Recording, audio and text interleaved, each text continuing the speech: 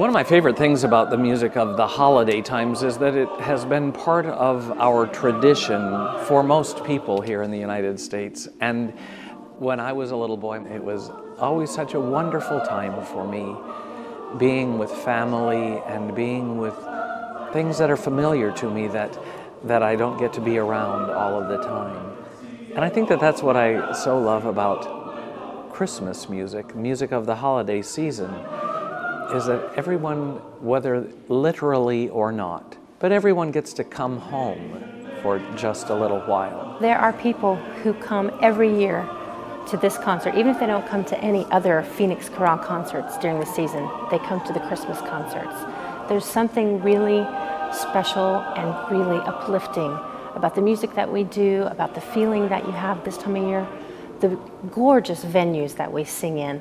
It just makes you feel very festive, very relaxed, very peaceful. That's one of the things that I so like about programming for the Phoenix Chorale, is finding that wonderful mix of what is familiar and what might be new, both for the singers and for the listeners.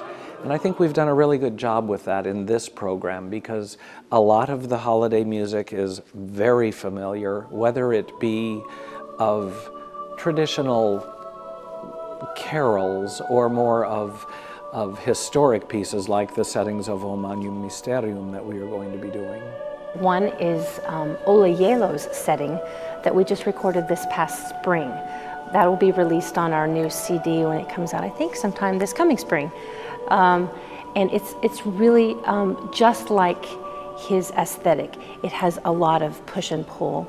It has a lot of ethereal kind of spatial and wonderment in the way that he sets the text.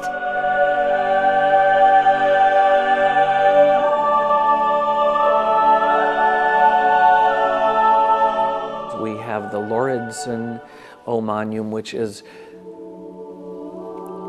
delicious.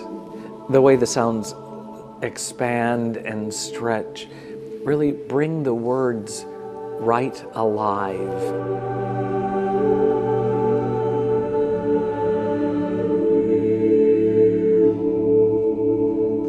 The Renee Clausen setting of O Magnum Mysterium, it is much more of a choral, here is the text, here's where it's moving, here's where it's going.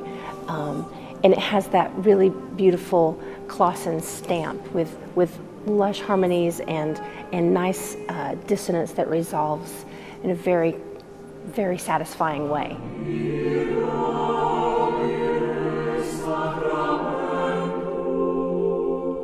One of the pieces that I really love is the Daniel Galthorpe Lohauer Rose, and we've performed it a lot. But I don't think anyone ever gets tired of it.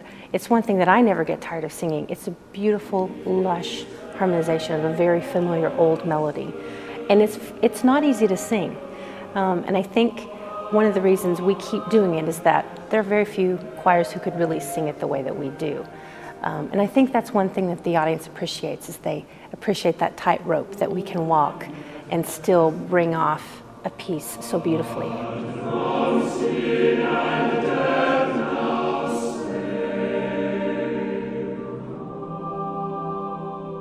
I love stories of serendipity.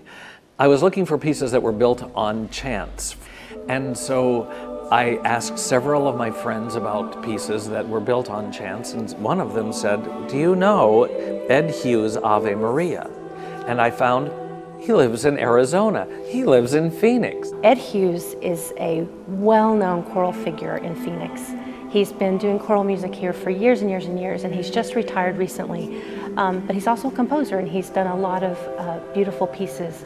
This is the first one of his that we've done in a while, and he actually took the original chant setting of from the Liber Usualis, and he set it with a more modern kind of harmony. And he sent me the piece, and we looked at it, and all the singers just loved it immediately. It's very beautiful. It's just like him, because he loves to make choral music. You know, the thing about Ed that I think of every time I sing his music or every time I see him is his passion. He has such a passion for young people. becoming educated and learning to love choral music. And that's something that we'll miss. He's going to be leaving the Valley to retire, and we'll miss his spirit around here because he just infuses kids with this energy and this excitement about choral singing like no one else I know.